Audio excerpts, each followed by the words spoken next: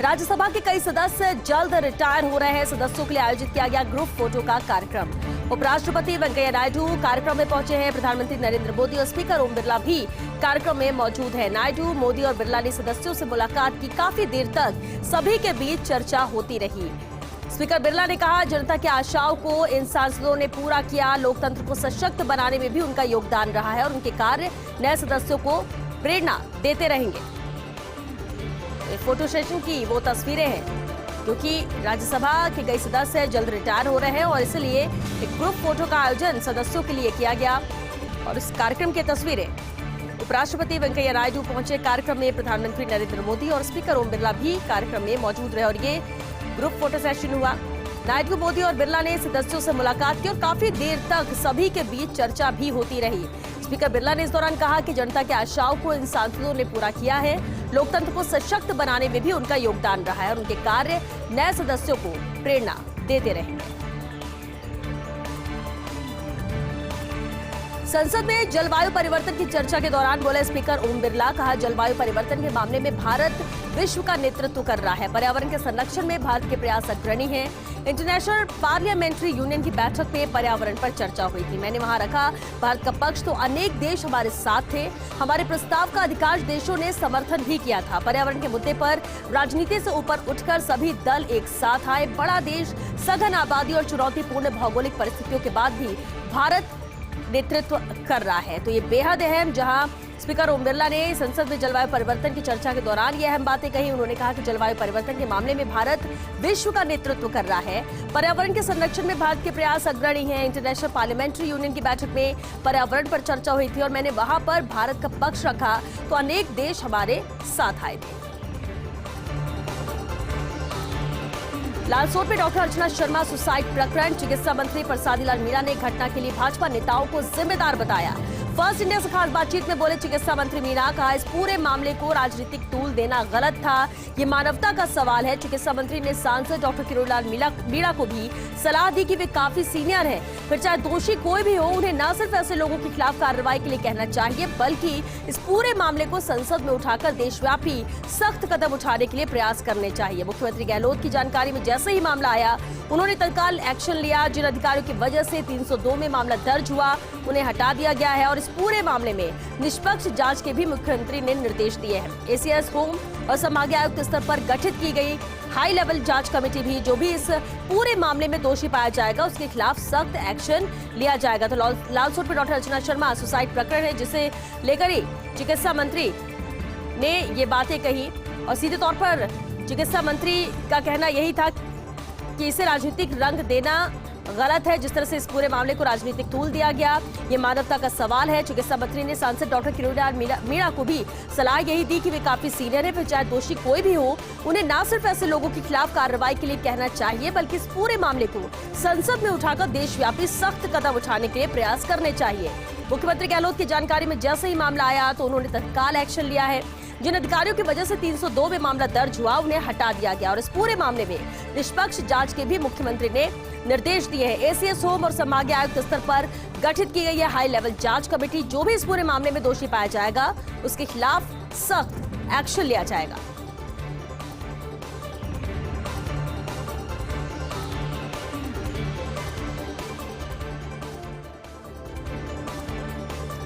सरिस्का में आग को लेकर मुख्यमंत्री गहलोत गंभीर है। अभ्यारण्य में आग को लेकर सीएम गहलोत ने ट्वीट कर जानकारी दी और कहा कि सरिस्का जंगल में लगी आग को लेकर कल पीएम मोदी से फोन पर बात हुई। मैंने उन्हें आश्वासन दिया था कि आग पर शाम तक या कल सुबह तक काबू पा लिया जाएगा। प्रशासन ने सरिस्का की आग पर मोटे तौर पर नियंत्रण कर लिया है। अब एक सीमित जगह पर थोड़ी आग बाकी है, जिसे भी जल्द बुझा दिया जाएगा। ये पहाड़ी इलाका है जहाँ फायर ब्रिगेड पहुंचने में परेशानी आई थी, लेकिन हेलीकॉप्टर के इस्तेमाल से आग पर काबू पा लिया गया है। 400 से ज्यादा वनकर्मी व ग्रामीण लगातार इस कार्य में सहयोग कर रहे हैं और जिसकी बदौलत ही यहाँ पर कामयाबी मिली, क्योंकि अब बहुत छोटा हिस्सा है जो आग की चपेट में फिलहाल है। तो सरिस्का में आग को लेकर मुख्यमंत्री गहलोत गंभीर है। अभ्यारण्य में आग को लेकर सीएम गहलोत ने ट्वीट कर ये जानकारी दी। उन्होंने ट्वीट करते हुए लिखा कि सरिस्का जंगल में लगी आग को लेकर कल पीएम मोदी से फोन पर बात हुई। मैंने उन्हें आश्वासन दिया था कि आग पर शाम तक या कल सुबह तक काबू पा लिया जाएगा। प्रशासन ने सरिस्का की आग पर मोटे तौर पर नियंत्रण कर लिया है और अब तक सीमित एक जगह पर ही थोड़ी आग बाकी है, जिसे भी जल्द ही बुझा दिया जाएगा। और ये पहाड़ी इलाका है जहां फायर ब्रिगेड पहुंचने में परेशानी आई थी। मुख्यमंत्री गहलोत जाएंगे जोधपुर और बाड़मेर दौरे पर। 1 अप्रैल को जोधपुर, 2 अप्रैल को रहेंगे बाड़मेर के दौरे पर। सीएम गहलोत 1 अप्रैल को सुबह 10 बजे जयपुर से रवाना होंगे। सुबह 11:30 बजे जोधपुर पहुंचेंगे सीएम गहलोत और जोधपुर में अपराह्न 4 बजे भारत सेवा संस्थान के कार्यक्रम में भाग लेंगे। 9वें विशाल मेगा दिव्यांग शिविर के समापन समारोह में शिरकत करेंगे। शुक्रवार को जोधपुर में ही रात्रि विश्राम करेंगे सीएम गहलोत। 2 अप्रैल को सुबह 9:30 बजे झूलेलाल विकास सोसाइटी के कार्यक्रम में भाग लेंगे। सोस्ती गेट झूलेलाल मंदिर में 74वें चेटी चंद महोत्सव का शुभारंभ करेंगे। दोपहर 12 बजे जोधपुर से बाड़मेर के फागलिया के लिए रवाना होंगे और दोपहर 2 बजे फागलिया से सीएम गहलोत 2:30 बजे बाड़मेर पहुंचेंगे। शाम 4 बजे आदर्श स्टेडियम में महंगाई विरोधी जनसभा को संबोधित करेंगे और शाम 6 बजे कलेक्ट्रेट में जिला स्तरीय अधिकारियों की बैठक लेंगे। शनिवार को सीएम गहलोत बाड़मेर में ही रात्रि विश्राम करेंगे और 3 अप्रैल को सुबह 8 बजे सीएम गहलोत बाड़मेर से जयपुर के लिए रवाना होंगे। तो ये बेहद अहम दौरा मुख्यमंत्री अशोक गहलोत का है, जहां पूरा कार्यक्रम यहां पर तय है कि किस तरह से 9वें विशाल मेगा दिव्यांग शिविर के समापन समारोह में शिरकत कर रहे हैं। हालांकि यही बताया जा रहा है कि सीएम गहलोत 1 अप्रैल को सुबह 10 बजे जयपुर से रवाना होंगे, 11:30 बजे जोधपुर पहुंचेंगे, शाम 4 बजे भारत सेवा संस्थान के कार्यक्रम में भाग लेंगे। 9वें विशाल मेगा दिव्यांग शिविर के समापन समारोह में भी शिरकत करेंगे। इसके बाद शुक्रवार को ही जोधपुर में ही रात्रि विश्राम करेंगे और 2 अप्रैल यानी शनिवार को सुबह 9:30 बजे झूलेलाल विकास सोसाइटी के कार्यक्रम में भाग लेंगे। 74वें चेटीचंद महोत्सव का शुभारंभ भी करेंगे और दोपहर 12 बजे जोधपुर से बाड़मेर के फागलिया के लिए रवाना होंगे। फागलिया से सीएम गहलोत 2:30 बजे पहुंचेंगे बाड़मेर और 4 बजे आदर्श स्टेडियम में महंगाई विरोधी जनसभा को संबोधित करेंगे। इसके बाद शाम 6 बजे कलेक्ट्रेट में जिला स्तरीय अधिकारियों की बैठक लेंगे और सीएम गहलोत बाड़मेर में ही शनिवार को रात्रि विश्राम करेंगे। इसके बाद 3 अप्रैल यानी रविवार को सुबह 8 बजे सीएम गहलोत बाड़मेर से जयपुर के लिए रवाना हो जाएंगे। राजस्थान में राइट टू हेल्थ की सोच होगी साकार। प्रदेश के लाखों मरीजों के लिए सीएम गहलोत की ये बड़ी सौगात है। सरकारी अस्पतालों में CT scan, MRI, 2D echo, electromyography, dialysis, cancer marker समेत सभी तरह की पेट जांचें फ्री की गई हैं। सीएम की बजट घोषणा के क्रियान्वयन में चिकित्सा विभाग ने आदेश निकाले हैं और 1 अप्रैल यानी कल से ही सभी सरकारी अस्पतालों में ये आदेश लागू होंगे। चिकित्सा शिक्षा विभाग के प्रमुख सचिव वैभव गालरिया, चिकित्सा विभाग के सचिव आशुतोष पेडरेकर ने संयुक्त आदेश निकाले हैं। पीपीपी मोड पर मिलने वाली कुछ सेवाओं के लिए सेवा प्रदाता को यहाँ भुगतान मिलेगा और चिकित्सा संस्थान खुद अपने स्तर पर सेवा प्रदाता को ये भुगतान करेगा। इसके लिए राज्य सरकार की तरफ से अलग से बजट भी जारी होगा। शुरुआती चरण में फ्री सेवा का अस्पतालों में शुरू किया गया है ड्राई रन और 1 मई 2022 से विधिवत रूप से सभी अस्पतालों में इस सेवा की शुरुआत हो जाएगी। यानी अभी ड्राई रन शुरू किया गया है 1 अप्रैल से, यानी कल से ही इसकी शुरुआत की जा रही है। लेकिन एक बड़ा फैसला, बड़ा आदेश निकला है जहां राइट टू हेल्थ की सोच को साकार कर रहा है ये फैसला सरकार की, जहां प्रदेश के लाखों मरीज हैं, जहां इनको फायदा सीएम गहलोत की इस बड़ी सौगात से मिलने जा रहा है। सरकारी अस्पतालों में जो जांचें होती थी, पेट थी, उसे फ्री कर दिया गया, जिसमें सिटी स्कैन है, एमआरआई है, 2D इको, इलेक्ट्रोमोग्राफी, डायलिसिस है, कैंसर मार्कर समेत सभी तरह की जो पेट जांचें थी वो अब फ्री होंगी। सीधे तौर पर लाखों लोगों को इसका फायदा मिलेगा। सीएम के बजट घोषणा के क्रियान्वयन में चिकित्सा विभाग ने आदेश निकाले हैं। 1 अप्रैल यानी कल से ही सरकारी अस्पतालों में ये आदेश लागू होंगे और चिकित्सा शिक्षा विभाग के प्रमुख सचिव वैभव गालरिया, इसके अलावा चिकित्सा विभाग के सचिव आशुतोष पेडरेकर ने ये संयुक्त आदेश निकाले हैं। पीपीपी मोड पर मिलने वाली कुछ सेवाओं के लिए सेवा प्रदाता को यहाँ पर भुगतान मिलेगा और चिकित्सा संस्थान खुद अपने स्तर पर सेवा प्रदाता को यह भुगतान करेगा। इसके लिए राज्य सरकार की तरफ से अलग से बजट जारी होगा। शुरुआती चरण में जरूर फ्री सेवा का अस्पतालों में शुरू किया गया है ड्राई रन, लेकिन 1 मई 2022 से विधिवत रूप से सभी अस्पतालों में इस सेवा की शुरुआत होगी। प्रदेश के अस्पतालों के ओपीडी का कल से समय बदलेगा। मेडिकल कॉलेज के हॉस्पिटल में सुबह 8 बजे से ओपीडी शुरू होगा। इन हॉस्पिटल्स में दोपहर 2 बजे तक आउटडोर चलेगा और अभी सुबह 9 बजे से दोपहर 3 बजे तक ओपीडी चलता है। रविवार और अन्य अवकाश के दिन 2 घंटे ओपीडी चलेगा। सुबह 9 से 11 बजे तक ओपीडी चलेगा। एसएमएस अस्पताल ने ग्रीष्मकालीन सत्र के लिए सभी तैयारियां पूरी कर ली। अस्पताल अधीक्षक डॉक्टर विनय मल्होत्रा ने तैयारियों को अंतिम रूप दे दिया है। इधर ग्रामीण इलाकों के सीएचसी पीएचसी के ओपीडी समय में भी यहाँ पर बदलाव किया जाएगा। तो ये थोड़ा परिवर्तन वक्त को लेकर, समय को लेकर यहाँ पर किया गया है, जहाँ प्रदेश के अस्पतालों के ओपीडी का समय अब कल से ही बदलेगा, यानी 1 अप्रैल से ये बदलाव देखने को मिलेगा। मेडिकल कॉलेज के हॉस्पिटल में सुबह 8 बजे से ओपीडी शुरू होगा और इन हॉस्पिटल्स में दोपहर 2 बजे तक आउटडोर भी चलेगा। अब सुबह 9 बजे से दोपहर 3 बजे तक का चलता था ओपीडी। रविवार और अन्य अवकाश के दिन 2 घंटे ओपीडी चलेगा और सुबह 9 से 11 बजे तक चलेगा ओपीडी। एसएमएस अस्पताल ने ग्रीष्मकालीन सत्र के लिए ही सभी तैयारियां यहाँ पर पूरी कर ली है। पीसीसी चीफ गोविंद सिंह डोटासरा की कांग्रेस नेताओं को खरी खरी। मुख्यमंत्री आवास पर पीसीसी अध्यक्ष डोटासरा का बयान, कहा नकारात्मक बात करने वाले सुधर जाएं या पार्टी से जाएं। सीएम के सामने सेवादल कार्यकर्ताओं को उन्होंने राजधानी कहावत सुनाई। डोटासरा बोले, रोते हुए जाता है वो मरे की खबर लाता है। कांग्रेस कार्यकर्ताओं से निराशा भाव छोड़ने के लिए डोटासरा ने कहा, जो भी कांग्रेसी नेता आपको नकारात्मक सोच का मिले, उस नकारात्मक नेता का नाम मुझे बता देना। मैं उस नेता से कहूंगा या तो खुद को सुधार ले या फिर पार्टी छोड़कर दूसरी जगह पर चले जाओ। ये खरी खरी नेताओं के लिए कहा पीसीसी चीफ गोविंद सिंह डोटासरा ने, और मुख्यमंत्री आवास पर ही उन्होंने ये बात कही। उन्होंने बयान दिया और इस दौरान उन्होंने कहा कि नकारात्मक बात करने वाले सुधर जाएं या पार्टी से चले जाएं। दवा दुकानों पर जांच के नाम पर नहीं चलेगी मनमानी। औषधि नियंत्रक संगठन ने फील्ड की शिकायतों पर प्रसंज्ञान लिया। दवा दुकानों पर अब 3 साल में एक बार रूटीन जांच की गई है अनिवार्य। औषधि नियंत्रक अजय फाटक ने डीसीओ के लिए निर्देश जारी किए। आदेश में दवा दुकानों के बार बार निरीक्षण की परंपरा को अनुचित माना है। साथ ही औषधि एवं प्रसाधन सामग्री अधिनियम के नियम 65B का हवाला दिया। आदेश में एक क्षेत्र में 3 साल में एक बार सभी दुकानों के निरीक्षण का जिक्र है। हालांकि किसी शिकायत, संदेह, गोपनीय सूचना व नकली दवाओं के मामलों में छूट रहेगी। आदेश में कहा गया कि यदि एक ही दुकान पर बार बार जांच की शिकायत आई तो जिम्मेदार अधिकारी पर कार्रवाई की गाज गिरेगी। जयपुर केमिस्ट एसोसिएशन सचिव नवीन सांघी ने फैसले का स्वागत किया है और साथ ही चिकित्सा मंत्री प्रसादी लाल मीणा का इस फैसले को लेकर उन्होंने आभार भी जताया। जिस तरह का यह फैसला लिया गया है, तो यहाँ साफ तौर पर इस फैसले में कहा गया है कि जहां दुकानों में बार बार निरीक्षण किया गया, वहां परंपरा को अनुचित माना है। और साथ ही ये भी कहा गया कि औषधि एवं प्रसाधन सामग्री अधिनियम के नियम 65B का इससे लेकर हवाला दिया। आदेश में एक क्षेत्र में 3 साल में एक बार सभी दुकानों के निरीक्षण का जिक्र इस आदेश में किया गया है। हालांकि देखा जाए तो किसी शिकायत, संदेह, गोपनीय सूचना व नकली दवाओं के मामलों में यहाँ पर छूट रहेगी। और आदेश में यह भी कहा गया कि यदि एक ही दुकान पर बार बार जांच की शिकायत आई तो जिम्मेदार अधिकारी पर कार्रवाई की गाज भी गिरेगी। जयपुर केमिस्ट एसोसिएशन सचिव नवीन सांघी ने जहां फैसले का स्वागत किया और साथ ही चिकित्सा मंत्री प्रसादी लाल मीणा को इस फैसले को लेकर आभार भी जताया।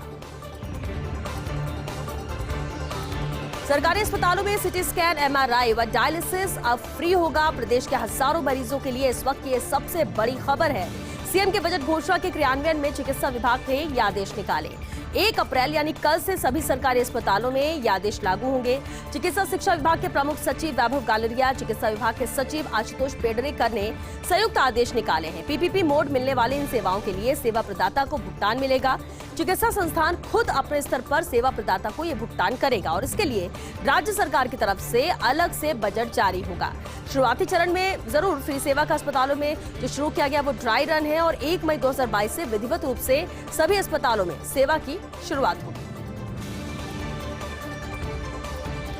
राजस्थान ने फिर कायम किया कीर्तिमान। जल संग्रहण और मृदा संरक्षण को लेकर देश में दूसरा स्थान मिला है। दिल्ली के विज्ञान भवन में जल शक्ति मंत्रालय के कार्यक्रम में यह सम्मान मिला। तृतीय राष्ट्रीय जल पुरस्कार 2020 में हासिल किया दूसरा मुकाम।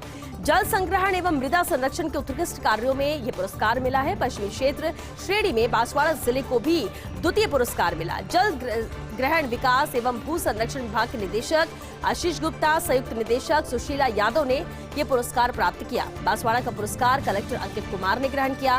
वहीं पंचायती राज विभाग की प्रमुख शासन सचिव अपर्णा अरोड़ा ने ये जानकारी दी, जहां राजस्थान ने एक बार फिर से कीर्तिमान हासिल किया है। कल शुरू होगी समर्थन मूल्य पर खरीद। सरसों और चने की खरीद कल से प्रारंभ होने जा रही है और चने और सरसों के लिए 635 खरीद केंद्र यहां पर स्थापित किए गए। खरीद के लिए 25 मार्च से शुरू कर दिया गया था ऑनलाइन पंजीयन। चना खरीद का 5,97,000 मीट्रिक टन, तो सरसों का 13,03,000 मीट्रिक टन का यहां पर लक्ष्य रखा गया। सरसों का 5,050 रुपए तथा चने का 5,230 रुपए समर्थन मूल्य यहां रखा गया है। दवाओं की रोकथाम पर अब रहेगी बड़ी नजर। राजस्थान में औषधि नियंत्रण आयुक्तालय के गठन को मंजूरी मिली है। बजट घोषणा के तहत खाद्य आयुक्तालय में मर्ज किया गया है ड्रग डिपार्टमेंट। इसके साथ ही खाद्य सुरक्षा आयुक्त के पदनाम में भी संशोधन किया गया। अब आयुक्त खाद्य सुरक्षा कहलाएंगे। आयुक्त खाद्य सुरक्षा एवं औषधि नियंत्रण यानी ड्रग कंट्रोल के सभी अधिकारी आयुक्त के अधीन होंगे। तो नकली दवाओं की रोकथाम पर अब बड़ी नजर रहने वाली है, जहां राजस्थान में औषधि नियंत्रण आयुक्तालय के गठन को मंजूरी मिल गई है। बजट घोषणा के तहत खाद्य आयुक्तालय में मर्ज किया गया है ड्रग डिपार्टमेंट। और चलिए संवाददाता विकास शर्मा हमारे साथ जुड़ गए। विकास, बजट घोषणा के तहत जो फैसला लिया गया था मर्ज करने का, उससे अब किया गया है, क्या इम्पैक्ट पड़ेगा इसका? देखिए, प्रदेश भर में नकली दवा, नकली खाद्य पदार्थ को मामले को लेकर के मुख्यमंत्री अशोक गहलोत अत्यंत गंभीर है। पिछले दिनों खाद्य आयुक्तालय की गठन को डेडिकेटेड आयुक्तालय के गठन का हरजन दी गई थी और आयुक्तालय काम भी करना शुरू कर दिया था। लेकिन उस बीच एक मांग उठी थी कि दवा, जो नकली दवाएं हैं उनको लेकर के भी आयुक्तालय का गठन किया जाना चाहिए। ऐसे में बजट में बड़ी घोषणा की गई थी कि जो खाद्य आयुक्तालय बनाया गया उसी में ड्रग डिपार्टमेंट को मर्ज किया जाएगा। ऐसे में उसके आदेश जो आज जारी कर दिए गए। नए आदेश के तहत अब खाद्य सुरक्षा आयुक्त जो पद स्वीकृत किया गया था उस पद में संशोधन किया गया। अब वो आयुक्त खाद्य सुरक्षा और औषधि नियंत्रण कहलाएंगे और ड्रग डिपार्टमेंट के सभी अधिकारी जो है आयुक्त के अधीन काम करेंगे और इसमें एक नजर पर पूरे विभाग जो है उसकी मॉनिटरिंग हो पाएगी। और ये बड़ी कवायद कह सकते हैं मुख्यमंत्री अशोक गहलोत की, जिसमें कि प्रदेश की जनता को गुणवत्तापूर्ण दवाइयां मिलेगी और दवाओं की जो माफिया जो है, जो नकली दवाओं का कारोबार करते हैं, उन पर लगाम कसी जा सकेगी। जी चलिए, शुक्रिया विकास आपका इस पूरी जानकारी के लिए। तो बड़ी रोकथाम के तहत ये बड़ा कदम है जहां अब इसे मर्ज करने की घोषणा बजट में की गई थी, जिसके अब इम्प्लीमेंट किया जा रहा है। कल से प्रदेश में आबकारी बंदोबस्त की विफलता से आंशिक ड्राई डे है। कल से प्रदेश में 3176 शराब दुकानें बंद रहेंगी। इस बार का आबकारी बंदोबस्त रहा है बुरी तरह विफल। प्रदेश में देशी मदिरा कंपोजिट कुल 7665 दुकानें और इनमें से 2501 मदिरा दुकान ही वित्तीय वर्ष 2022-23 एवं 23-24 के लिए नवीनीकृत हुई।